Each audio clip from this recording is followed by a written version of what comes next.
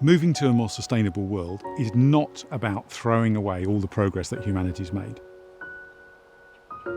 We need to look at individual products, look at how they function and say, what is the intervention we need to make that fundamentally more sustainable?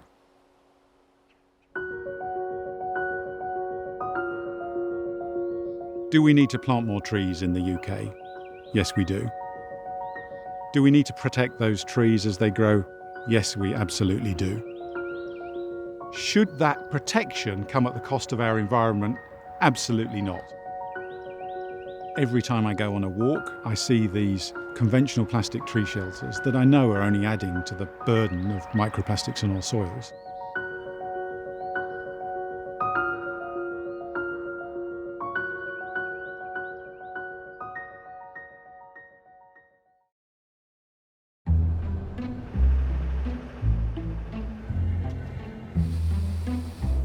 Our challenge was to find a new low-carbon material which would protect the tree the same way than existing plastic, but has a more sustainable end-of-life solution.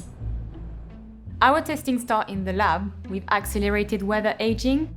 This process speeds up natural exposure to sunlight, rain, and heat. But within a few months, we can predict how the material will behave in the natural environment over a few years.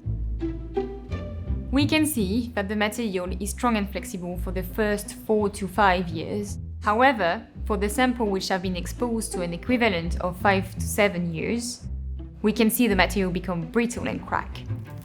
This brittleness allows the shelter to break up, and little pieces of biodegradable plastic will fall onto the forest floor.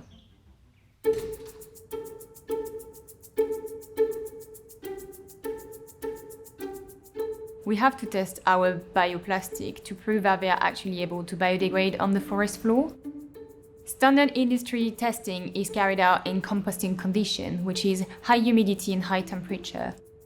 But this is not the condition that will occur in the natural environment. Our tests have been matched with the soil type, lower humidity and lower temperature we can find in the UK forest floor.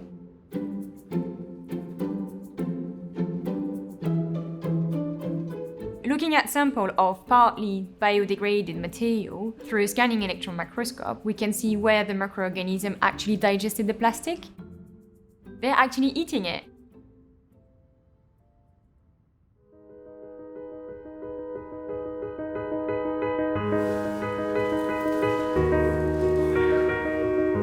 Opinion within the world of tree shelters is changing rapidly. Every other phone call I get is somebody saying, when are you going to develop a bio-alternative? We absolutely should keep using tree shelters, in my opinion. If you use one, you are likely to get establishment rates in the UK of somewhere around 80–90% on a good site. The only thing is they're made from plastic and they are seldom removed from the tree once they've completed their natural life. We've made a tree shelter that does everything our standard tree shelter does, as well as our standard tree shelter does it. The only difference is the bioshelter doesn't need to be removed and that it will break down in natural environments with no toxic residue. We've done every single functional test we can do on this product. We've done every single lab-based test we can do in this product. But now it's the time to test it in large quantity in the real world. We are sending out tens of thousands of tree shelters to be planted with real saplings in real sites all around the UK, from the Highlands of Scotland to the south coast of England. Over the next few years, we're going to be monitoring how well the tree shelters function, how well the trees within them grow and develop, and ultimately how the tree shelters fragment and then biodegrade in the soils. I believe bio-based and biodegradable plastics can perform just as well as their oil-based counterparts, but without the damage to the environment. This is just one way that we can show, by intelligent material design, we can produce highly functional products that don't cost the earth.